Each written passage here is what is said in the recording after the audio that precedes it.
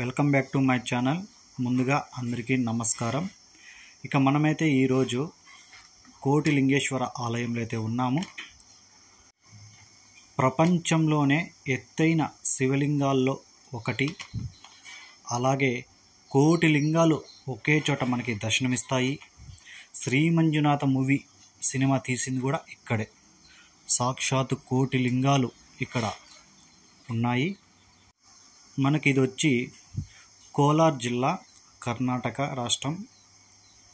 KGF నుంచి ఒక 7-8 కిలోమీటర్ల దూరంలో ఉన్న కమ్మసంద్ర అనే ఊర్లో ఈ కోటిలింగేశ్వర ఆలయం అయితే మనకి ఉంది. ఇది మనకి ఇలా తమిళనాడుకి, ఇలా మన ఆంధ్రాకి వచ్చి బార్డర్లో అయితే ఇది మనకి ఉంటుంది. కాబట్టి ఇక్కడ మనకి ఆంధ్రా నుంచి అయినా, తమిళనాడు నుంచి అయినా, కర్ణాటక నుంచి అయినా కూడా ఈ భక్తులు ఎక్కువ రావడానికి అయితే ఇది మంచిగా మనకి దగ్గర ఉంటుంది.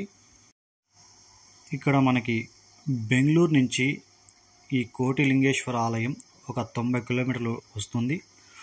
కోలార్ నుంచి 30 కిలోమీటర్లు, మదనపల్లి నుంచి 100 కిలోమీటర్లు, తిరుపతి నుంచి 175 కిలోమీటర్లు, కడప నుంచి 220 కిలోమీటర్లు, కుప్పం నుంచి వచ్చి 40 కిలోమీటర్లు అయితే దగ్గరలో ఉంటుంది. అలాగే ఈ కోటిలింగేశ్వర ఆలయాన్ని దర్శించుకున్న తర్వాత మనకి అవని, అలాగే బంగారు తిరుపతి కూడా చాలా దగ్గరలోనే ఉంటాయి. ఈ కోటిలింగేశ్వర ఆలయం నుంచి అవని 17 కిలోమీటర్లు, బంగారు తిరుపతి చూసుకుంటే కోటిలింగేశ్వర ఆలయం నుంచి 10 కిలోమీటర్లు దగ్గరలోనే ఉంటాయి. ఈ మూడు దేవస్థానాలు దర్శించుకోవడం చాలా మంచిది. అవని వచ్చి మన లవకుశల జన్మస్థలం, సీతమ్మ దేవి ఇల్లు, యుద్ధం జరిగింది కూడా అక్కడే. సీతమ్మ తల్లి భూగర్భంలోకి వెళ్ళింది కూడా అవని దగ్గరలోనే ఉంటుంది. చూస్తే చాలా బాగుంటుంది. మనకి ఇక్కడ చూసుకుంటే ఎక్కడ చూసినా చిన్న శివలింగాలు కానీ, పెద్ద శివలింగాలు కానీ, గుడి లోపల నుంచి బయటకు వచ్చేంత వరకు ప్రతిదీ మనకి ఇక్కడ శివలింగాలు అయితే కనిపిస్తుంటాయి. మనం కూడా ఏమైనా కోరిక కోరుకుంటే అది నెరవేరితే మనం కూడా ఒక లింగాన్ని మనం ప్రతిష్ఠించవచ్చు ఇక్కడ. ఇక ముందు ఇక్కడ మంజునాథ అనే శివుని భక్తుడు ఉంటాడు. అతనికి ఫస్ట్లో ఈ శివుడు అంటే నచ్చదు. ఇక శ్రీ మంజునాథలో చూపించేటట్టు నచ్చదు, తిడుతుంటాడు, అలా ఉంటాడు. కానీ ఈ శివుడే ఆయనకి ప్రత్యక్షమయ్యి వేరే రూపంలో ఆయన కనిపిడి ఆయన కొంచెం మారుతాడు. ఆ మారి శివభక్తుడుగా అవుతాడు. అప్పుడు గుళ్ళోకి వెళ్తే దీపాలు ఆరిపోతాయి. మంజునాథ్ గిట్టని వాళ్ళు రాజుకి చెప్తారు, ఈయనకి శివుడు అంటే ఇష్టం లేదు, తిడుతుంటారు, మీరు ఎందుకు రానిచ్చారు అని. వాళ్ళు రాజులు ఒక పరీక్ష పెడతారు.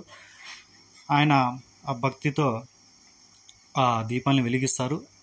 అప్పటి నుంచి ఆ వెలిగించిన తర్వాత ఇక్కడ నేను శివుని కోటిసార్లు తెచ్చింటాను, దానికి బదులుగా నేను కోటి లింగాల్ని ఇక్కడ ప్రతిష్ఠించాలి అనుకుంటాడు. అప్పుడు స్టార్ట్ చేస్తాడు. ఇంకా రాజు వాళ్ళందరూ ఒప్పుకుంటారు. అక్కడి నుంచి స్టార్ట్ చేస్తారు. ఇప్పటికైతే ఇక్కడ 90 లక్షల వరకు లింగాలు అయితే ఉన్నాయి.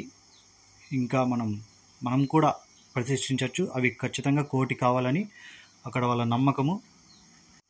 తర్వాత ఇక్కడ 1978లో సాంబశివమూర్తి స్వామీజీ గారు అనే ఒక స్వామీజీ గారు ఈ శివభక్తుడు మంజునాథ ఆలయం అయితే నిర్మిస్తారు. ఈ మంజునాథ్ గుర్తుగా ఒక ఆలయాన్ని నిర్మిస్తారు 1978లో. ఇక్కడ ఉదయం 6 గంటల నుండి రాత్రి 9 గంటల వరకు ఆలయం ఓపెన్లోనే ఉంటుంది. ఇక్కడ టికెట్ కూడా 20 రూపాయలు మాత్రమే లోపలికి వెళ్ళడానికి. ఇక ఉచిత దర్శనం చూసుకుంటే ఉదయం 9 గంటల నుంచి 10 గంటల వరకు, సాయంత్రం 7 గంటల నుంచి 9 గంటల వరకు అయితే ఉచిత దర్శనం అయితే ఉంటుంది. ఇక్కడ మరో ప్రత్యేకత ఏమిటంటే దేశంలో ఉన్న ప్రతి దేవుళ్ళు ఇక్కడ ఉంటారు. ఇప్పుడు వినాయకుడు కానీ, హనుమంతుడు కానీ, అయ్యప్ప కానీ, ఇలా రాముడు, సాయిబాబా, అష్టలక్ష్మిలు, మహావిష్ణువు, బ్రహ్మ అని ప్రపంచంలో ఉన్న దేవుళ్ళందరూ ఇక్కడైతే విగ్రహాలు అయితే ఉన్నాయి. అందరూ ఇక్కడికి వస్తే ప్రతి దేవుణ్ణి దర్శించుకున్నట్టే. మామూలుగా మనం ఒక లింగాన్నే దర్శించుకుంటే అనేక పుణ్యాలు ఉంటాయి. అలాంటిది కోటి లింగాలను ఒకేసారి దర్శించుకుంటే అదృష్టం మనకైతే ఇక్కడ దొరుకుతుంది. ఇంకొక ప్రత్యేకత ఏమిటంటే శివలింగం ప్రపంచంలోనే పెద్దది. 108 అడుగుల శివలింగం అయితే ఉంటుంది మనకి. అలాగే 35 అడుగుల బసవన్న విగ్రహం అయితే ఎదురుగా ఉంటుంది. ఈ లింగాన్ని వచ్చి 1995లో స్థాపించారు. ఇక్కడ భక్తులు సోమవారం, కార్తీక మాసం, శివరాత్రి, అలాగే న్యూ ఇయర్ కొత్త సంవత్సరం రోజున అయితే జనాలు ఎక్కువగా వస్తారని అక్కడ అంటున్నారు. ఇక్కడ కనబడే చెట్టు వచ్చి నాగలింగ వృక్షం. ఈ చెట్టుకి చుట్టూ ఇలా పసుపు తాడు కడితే మనం కోరుకున్న కోరికలు నెరవేరుతాయి. ఒకవేళ నెరవేరితే మనం కూడా ఇక్కడ ఒక లింగాన్ని అయితే ప్రతిష్ఠించవచ్చు. ఇక సంతానం లేని వాళ్ళు కూడా ఈ చెట్టుకు వచ్చి ఇలా ఉయ్యాలలాగా ఉంటాయి, అవి కడతారు. ఈ నాగలింగ చెట్టు అంటే ముందు భస్మాసురుడు ఘోర తపస్సు అయితే చేస్తుంటాడు. అతనికి శివుడు వచ్చి ప్రత్యక్షమవుతాడు. ఏం కోరిక కోరుకో అని చెప్తే, స్వామి నేను ఎవరి మీద చేయబెడితే వాళ్ళు సర్వనాశనం అయిపోవాలి అంటాడు. సరే అని శివుడైతే ఆ వరం అయితే ప్రసాదిస్తాడు. ఈ భస్మాసురుడే డైరెక్ట్ పోయి శివుని మీదే చేయబెట్టకపోతాడు. దానికి భయపడి ఈ శివుడు ఈ నాగలింగ వృక్షంలోనే దాక్కుంటాడు, పరిగెత్తపోయి దీంట్లోనే దాక్కుంటాడు. వీటికి పూచే పూలు కూడా నాగలింగ రూపంలో ఉంటాయి. ఒక మధ్యలో శివలింగం మాదిరి ఉంటుంది, పాము పడుగులలాగా లింగాల మాదిరి నాగలింగం లాగా ఉంటుంది ఈ పూలు. మేము పోయినప్పుడైతే ఇక్కడైతే పూలు అయితే ఏం లేవు, కానీ చెట్టు అయితే ఉందంతే. అది సీజన్లో అయితే పూస్తుందేమో. ఇక్కడ ఉన్న కొన్ని లింగాలు అయితే ప్రతిష్ఠించలేదంట.